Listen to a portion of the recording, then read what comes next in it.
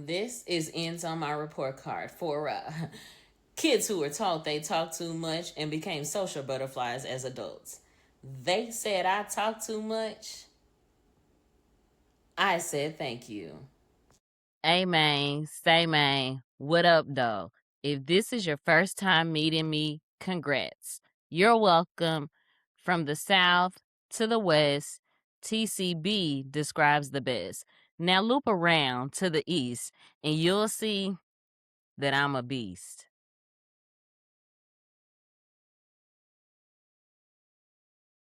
This is ends on my report card. The space for kids who were told they talk too much and became social butterflies as adults.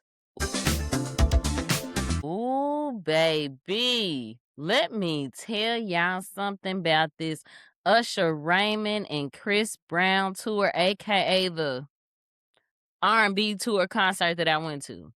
That I almost didn't go to because I was still in my feelings and felt some kind of way about having front row tickets to Breezy Ball in my hometown, and then that show getting canceled because of them funky ass National Guard folks. But anywho, back to R&B because I love it in all the puns. First of all, ain't no real outfit theme for the girlies or even the players for that matter because some folks had on some of everything and nothing at all. Some folks had on super fan special design gear. Some had on leather biker girl themed fits. Some folks had on kitten heels, yuck. Some had on corsets, stockings, and thongs. Some folks was real regular and boring. Then there were folks like me who had on brown, just like Chris Brown's latest Brown album. And let me just interject real quick right here. Girlies who are wondering how it is to go to a concert solo, it is okay. The R&B tour wasn't my first solo concert girly experience. I've actually done it several times before. Do it. I promise it will be fine. Almost assuredly, you will meet a bunch of other solo concert girlies in line or in the meet and greet area if there is one, or in a nearby section, or randomly in a TikTok thread that leads to a group chat that leads to pitmates. And a time was had each time. So now let me go on and give y'all my official R&B tour recap. I went to the night one in DC at Northwest Stadium. Now it really ain't DC, it's more like DMV, Maryland to be more specific, and PG County to be exact. If you know, you know. And let me just say, I am not a fan of the entry method set up for the R&B tour with VIP Nation and Northwest Stadium. Garbage.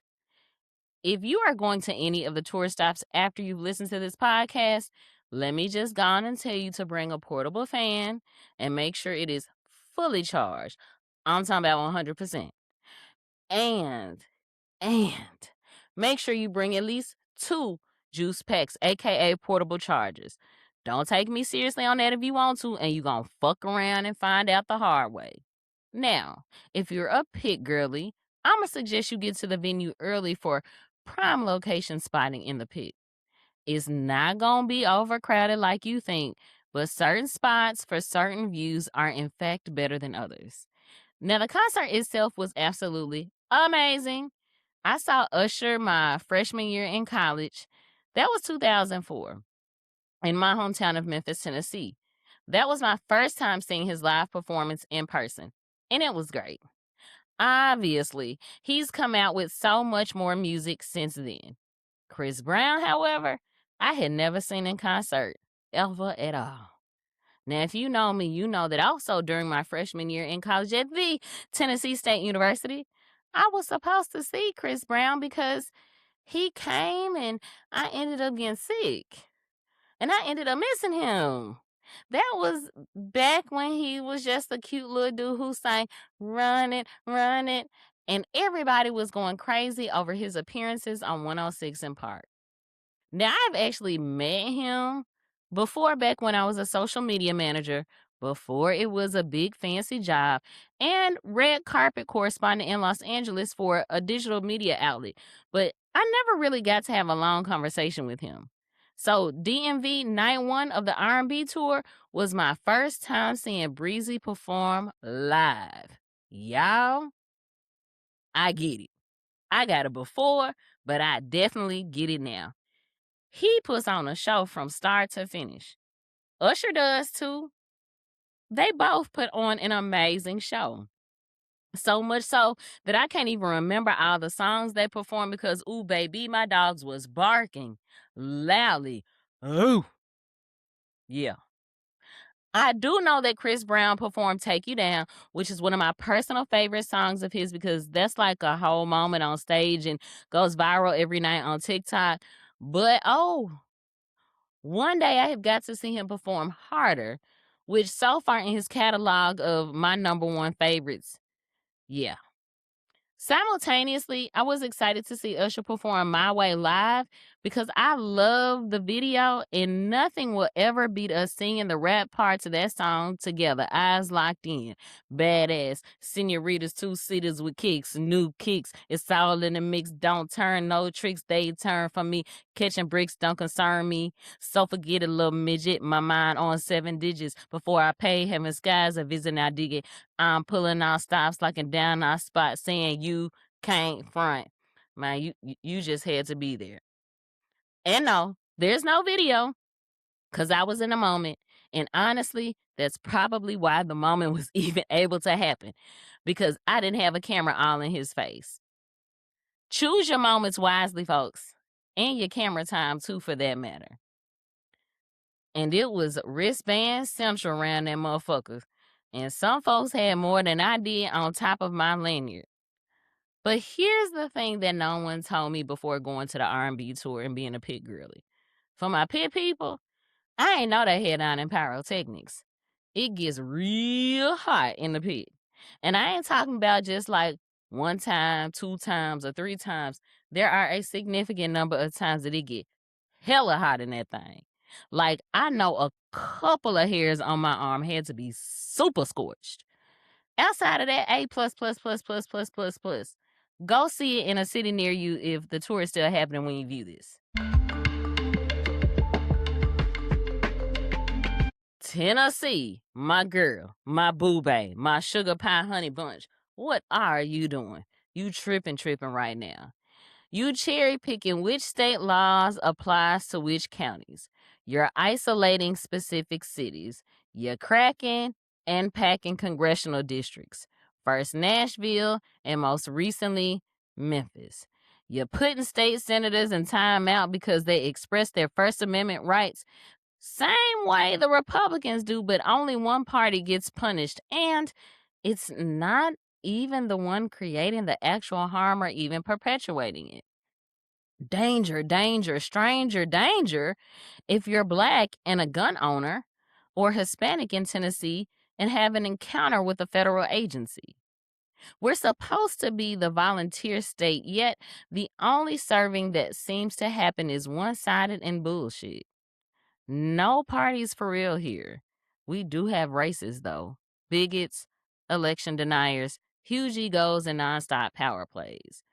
All roads lead to the South in the political world, but no one ever seems to detour to Tennessee. And I don't care where you get your political science degree from or how many presidential candidates you've advised or even how many administrations you've worked in. Politics in Memphis and Shelby County is different from anywhere else in the world. It's more cutthroat. It's more ruthless. It's easier to finesse the electorate. It's easier to be corrupt and get away with it. Now, notice I didn't say better. Because if Tennessee elected officials as a whole had more integrity, more proactiveness, more class, my, we might be a real and special place for all the right reasons. Out of the 30 plus states in the U.S. that elect governors this year, Tennessee is one of them. The Tennessee governor's race has a very unique assortment of flavors in this election cycle. In no particular order, well, actually, maybe I'll save the best words for last. There's so many independent candidates that I've lost count, but the one who's been the most present, the most vocal, and the most likely to shake things up against the Democratic nominee and the Republican nominee is Laura Pinkston. She's got a very interesting background, and quite a few of her social media videos have caught my eye. Plus, a very dear friend, my secret squirrel homie, gave me some pretty good feedback on her. I'll admit, though, she did give me Republican adjacent vibes at first, but some of my insider peeps say she aight. We shall see. What I do know is that her campaign running as an independent has been consistent, and considering our options on both the Republican and the Democratic side, yeah, that field is wide open. Then on the Republican side, you have Tennessee State Rep Monty Fritz, who, yeah, I ain't got much to say because when I tried to schedule appointments with his office on behalf of my black ass clients, he gave us the runaround. So he doesn't scream accessible to me. I'd also say that considering the other two Republican challengers for governor, he's going to come far in third place. Then you have Congressman John Rose. A little TikTok rabbit hole, social media deep dive, and Google's going to help you out with him. And even with what you may uncover about him, he is currently serving his 4th term in Congress, which means some like it and others like it hot. You take that however you need to. I recently actually met him in the airport in Nashville, and he was in line to board the plane just like everybody else. No security, no Secret Service, just him. Him and Marsha Blackburn been having a pissing contest about who's Trump's better dick rider, but we really won't know until the gubernatorial primary is over in less than a month. And speaking of Marsha, what a way to ruin our childhood. That hairspray, harebrained lady often makes me question my own sensibilities sometimes with all the wild and wicked things that she says. But oh, she talking to Tennesseans every day. And she really be thinking she doing something too. I'd love to meet her pipe layer if she has one, and I'd equally love to talk to one of her aides who's quietly fed up off the record. Spill the tea, babes. We don't want her on Capitol Hill in D.C. or Nashville. And while they're duking it out on the Democratic side, wait. Because, yeah, on the Democratic side, Lord help us, Jesus, take the wheel. Fast track my car on the main line because what we doing? We ain't serious for real. We put on real good like we are, but we aren't, really. Bless Dr. Carnita Atwater's heart. She truly does have a heart for the people. She genuinely does care about uplifting and improving the lives of people, especially Black folks. But when I tell you she is hard-headed, local experts, statewide experts, and even national experts have made repeated attempts to try and help her with her campaign, but she ain't trying to hear it. She thinks she got it. She thinks a couple hundred volunteers is enough. She thinks because she's been in pictures with certain people that is enough. She thinks her Stomp the City talk show on Facebook, as she calls it, is enough, and it ain't. It ain't a fucking enough. It's not enough to beat the machine. It's not enough to carry in the general. And it unfortunately ain't enough to dog walk her crappy ass primary opponent. More on her later. But if Dr. Atwater had let the pros help her and show her great strategy and good messaging, how to capitalize on earned media, assisted her in raising money, attractive pushcards, etc., she not only would have had a real shot at winning the Democratic primary for Tennessee governor, but she also may have had a more realistic shot at taking the whole shebang. But no. For the second go-round, she couldn't get out of her own way, and that truth hurts to say about the only Black and woman candidate in the 2026 Tennessee governor's race. Because had she listened even the slightest bit, Jerry Green would have been a figment of everyone's imagination. Let me tell you about the first time Jerry Green had me fucked up. When she became president of an organization that I gave blood, sweat, and tears to, even serving on the executive board for. And when I decided to run for state party chair, she all too loudly and directly supported the trifling black man in the race who called all the women and urged them to get out the race less than 48 hours before the election was to take place. Then she had me fucked up for a second time, cozying up to one of her colleagues that struggles to keep his dick in his pants and has mistreated women in a multitude of ways. For the third time, she had me fucked up, cozying up to law enforcement so much so that fundraisers for her elections were held on behalf of them. The fourth time she had me fucked up is having her PAC donate to another candidate for a local election who is supported and backed by XAI. And on the fifth iteration of fuckery from Jerry Green, she seems to have a tough time addressing black issues and debating her black opponents and working on behalf of black people. So, Tennessee, don't y'all fuck around and make Jerry Green the Democratic nominee for governor. She ain't it. Look at her track record. Look at who's around her. Look at who's capping for her. Look at who ain't nowhere near her, and look at her most recent ad. Then watch her words and her actions separately and together. Oh, and she has the personality of an ant. But guess what? Along with electing a brand new governor in Tennessee this year, we also have an opportunity to get Bill Hagerty's hateful little self out of Congress. There are a couple of independent challengers in the race who, based on Tennessee election laws, automatically default and go straight to the general. There are count 'em, zero Republican challengers to Bill Hagerty. And you got the final four challengers on the Democratic side. There's Diana Onayaka. I don't know. Sorry if I mispronounced her name. You have Maria Brewer, who used to work for the TNDP. That's the Tennessee Democratic Party, aka the state party for Tennessee. There's Sybil Miller Watkins, who is a former school board member and county chair who also could have likely been a congresswoman right now if she had listened to me about running for the House side 2 years ago versus being hard-headed and making it harder for repeat U.S. Senate challenger Marquita Bradshaw, who was the first black woman to ever receive a nomination for United States Senate in Tennessee and got over 1 million, that's million with the M, votes. She beat out a military white man her first go around in that previous primary. So things can be done and money can flow and we can get decent nominees who turn into great electeds. But we got to stop highlighting the ragamuffins and start highlighting the real champions. Tennessee, catch up.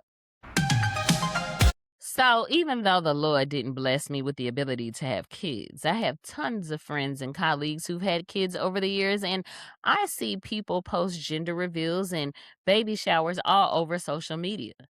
And it got me to thinking about baby shower food. Now, back in the day, baby shower food was meatballs, barbecue sauce and grape jelly. Don't get brand new on me now. Little weenies, chicken fingers, potato salad, pasta salad, rolled tail, devil eggs, little mini sandwiches, and that sherbet punch. And it wasn't but a few people who could make that right. Oh, and cake. And it didn't matter if you was from Memphis, Atlanta, Birmingham, Chicago, Detroit, Houston, or Baltimore. The menu was the same. In fact, you looked forward to going to a black baby shower because you knew the food was going to be the bomb. And somebody's auntie was going to make sure of it. Because catering who? Y'all know what I'm talking about. But now, baby shower food is gentrified. Like, ain't nary a crock pot in sight. Red flag number one. There's going to be a charcuterie spread. It ain't even just a little board or something. That shit takes up multiple tables just for that. Oh, I remember now what folks call a charcuterie when it gets that extravagant and why they call it a grazing table. Like, fuck, I look like a cow or something. Moo. No. Then there's some kind of bar, potato bar, salad bar, taco bar, drink bar. Some folks be having shrimp and grits or a seafood boil. They be having cupcake towers and cookies and shapes with thick color frosting on top. I mean, I get it. Things evolve, and some of our taste buds get more refined with age, but damn what I wouldn't give to go back to them thin ass foam plates with no design, paper cups, and my food grossly touching each other because I piled it on for fear of the little smokies or meatballs or rotel being gone if I had to get back in that line. Now it's time for extra credit, where I give props to someone or something related to today's podcast topics. Today's extra credit goes to Harris Teeter, and here's why. This so fat, y'all. My thoughts of baby shower food and a high stress week had me craving Rotel bad. Now, some of y'all who are less melanated are watching this wonder, why the hell I want a can of tomatoes? But Rotel is a whole meal. Can be a snack, but it's what we call the entire dish. Now, black folks do put Rotel tomatoes in the Rotel dish. Stay focused now. Don't try to figure it out. But here's Tita for the win because they had all the ingredients I needed to make Rotel for less than $20. Once upon a time, it would have been less than 10, but for now it's 20. I'm talking about the lean ground beef, Rotel, tomatoes, chips, and block of cheese. We also had timeout where I put somebody in a corner that just did folks dirty or hurt our feelings with their actions. Today, I'm putting Scott Jennings in timeout. Yes, super crass CNN commentator from Kentucky, Scott Jennings. Why? Because Scott swore up and down that he talked to Mitch McConnell for like 20 minutes. Now, if you don't know who Mitch McConnell is, go and do some Googles. But Scott real life told everybody he talked to that man that more of us than not believe is a vegetable, or even more so believe has gone on to glory. Transition. Met his maker. Resting in peace. Dead.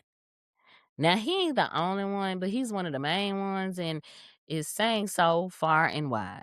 And the shadiest part of it all is that he's drilling the notion into the ground because Republicans know that if Mitch McConnell is in fact deceased before a certain date, that Democratic Kentucky Governor Andy Beshear gets to appoint his immediate predecessor. And of course, Republicans cannot have that.